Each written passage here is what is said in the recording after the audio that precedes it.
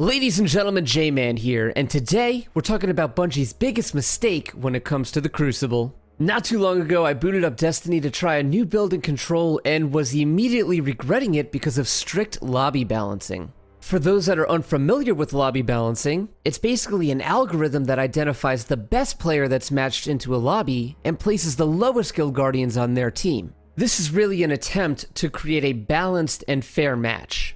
And while this sounds great on paper, it typically creates a poor experience where the lowest skill guardians are matched up against above average players, and the highest skill guardian does not stand a chance carrying the entire team to victory. At the end of the match, I thought to myself, why would anyone want to improve in Destiny's Crucible if you only get punished for doing so? So I did what all Destiny Crucible sweats do and took my thoughts to Twitter. My tweet reads, "It really stinks that Bungie puts more effort into handicapping stronger PvP players as opposed to incentivizing average players to get better. This model provides no motivation." And as you can see, the tweet was pretty popular, leading me to believe that a solid chunk of folks also think that Bungie's biggest mistake for the Crucible is punishing Guardians for improving their PvP skills. In this video, I'd like to discuss what Bungie is doing to not motivate Guardians, why Bungie is taking this approach, and how they can improve going into Witch Queen.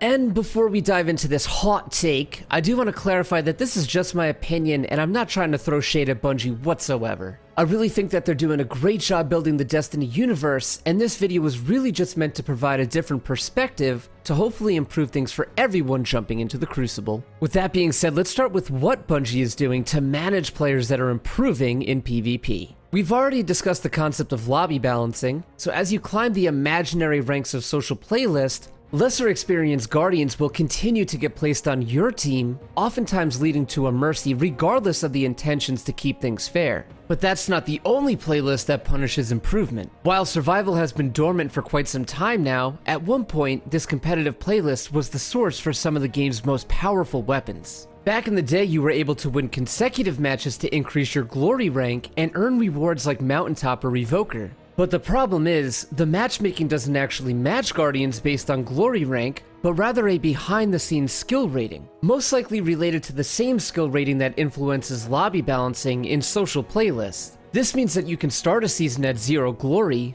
but still match a stacked team of legend rank Guardians, despite the fact that you haven't even played a match yet. This inherently makes the comp grind much more difficult for Guardians that have worked towards improving their skills. And I can already hear the counter arguments coming from Reddit, but J-Man, PvP sweats should be playing against other sweats. And I'm not disagreeing with that, but it does kind of stink that as your skills increase, so does the level of difficulty, yet the rewards you receive ultimately remain the same. The final method that Bungie is currently using to suppress Guardians improving their game lives in Trials of Osiris. Destiny being a looter shooter means we want to farm for as many weapons as possible until we get the ultimate role we're craving. But that becomes exponentially harder once you've gone flawless for the first time in a given weekend. After you craft your skills and prove yourself worthy of going to the lighthouse, you get placed into the flawless pool, making your opponents that much tougher and win streaking for another role that much more difficult. So you get my point, right? The more you improve in Crucible, the tougher it gets, and on top of that, there is no additional reward or incentive for playing at a higher skill level. So why is Bungie doing this? It all starts with Destiny having arguably the largest skill gap in any modern FPS game. One reason for this is inherently due to the nature of Destiny being both a PvE and PvP game. Some Guardians simply prefer to spend their time solely in PvE and only dive into the Crucible when Bungie kind of forces them to.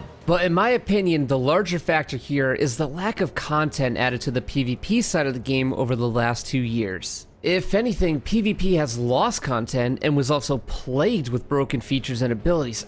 Stasis! Between the content drought and unplayable sandbox for most, Bungie essentially divided the player base into one of two groups. Group A, or those who would avoid the Crucible at all costs, and Group B, the PvP sweats who continued crafting their skills through a busted meta with the hopes that Bungie would one day clean this mess up. And if we fast forward to today, these groups still exist, which is why Bungie has implemented features like lobby balancing and the flawless pool, basically to prevent the sweats from stomping the noobs from the game entirely. Bungie has also removed basically every pinnacle reward from endgame PvP to avoid another not forgotten type situation. For my newer Guardians out there, the Not Forgotten was by far the best PvP hand cannon in the game at the time, and this could only be earned by obtaining the highest rank of Legend in Survival. This caused a massive gatekeep where players with Not Forgotten could dominate the playlist, considering they had a much stronger weapon than those attempting to grind the ranks to get it themselves. This is not a good situation to have whatsoever, which is why Bungie hasn't placed meaningful rewards behind difficult Crucible challenges, and rightfully so.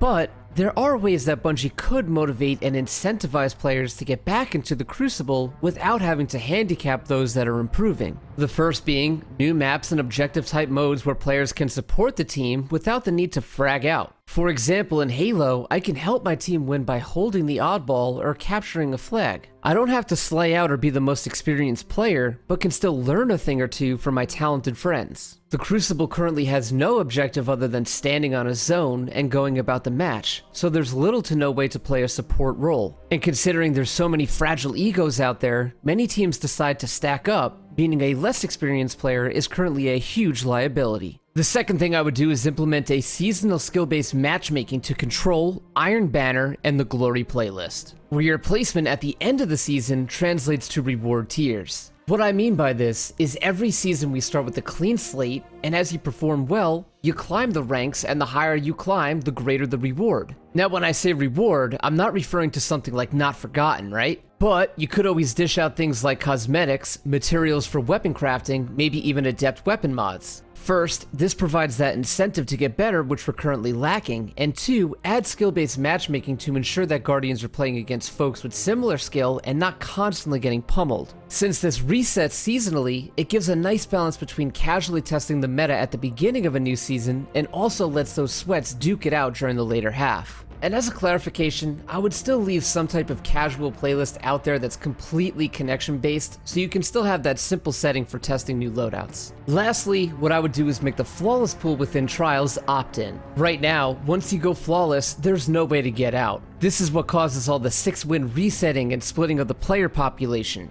But if there was a way to opt into the Flawless pool, where the rewards are higher, this gives folks the opportunity to test their might without being locked in for the rest of the weekend. There would be your traditional card to get your adept weapon, and then the sweat card afterward for materials, mods, and additional roles. These are 3 ways that Bungie can address the skill gap by keeping things fair, but also incentivizing average players to get better, as opposed to handicapping skilled players. Hopefully this is something that Bungie is taking into account for Witch Queen. Guardians, if you enjoyed this video, feel free to support me by giving it a like and consider subbing to the channel.